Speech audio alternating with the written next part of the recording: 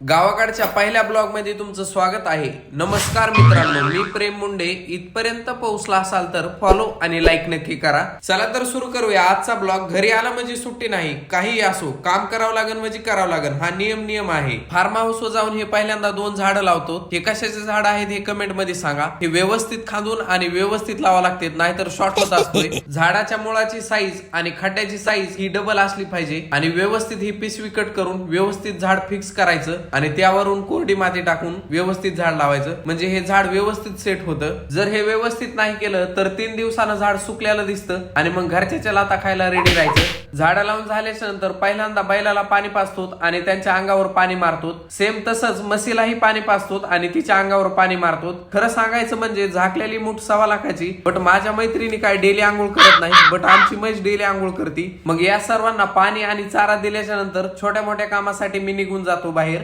पहिलं महत्वाचं काम करावं म्हणून पहिल्यांदा बँक मध्ये जाऊन पैसे भरून येतो। बँक मधून पैसे भरून आल्याच्या नंतर या सर्व पेशंटला गॅरेज मध्ये घेऊन जातो। छोट्या मोठ्या आजारासाठी ह्यांना रिपेअरिंगला टाकतो। हे सर्व काम झाल्याच्या नंतर दुकानात येऊन बसतो। दुकानात येऊन वडापावची पार्टी नाही म्हणजे झालं। वडापाव पार्सल आणून सर्वजण एक सोबत बसून वडापाव खातो। खरं सांगायचं म्हणल्यावर आमच्या इकडच्या वडापावला तोड नाही हो। 1 नंबर 20 मध्ये 3। काम नसणाऱ्या गोष्टीबद्दल बकबक करून झाल्याच्या नंतर घरी जायला निघतो। घरी जाण्याच्या पहिले बाजारातून भाजीला घेतो आणि मग घरी जातो। बस आजच्यासाठी एवढंच। चला तर भेटूया आणखी नवीन एका व्हिडिओ मध्ये। तोपर्यंत सर्वांनी काळजी घ्या।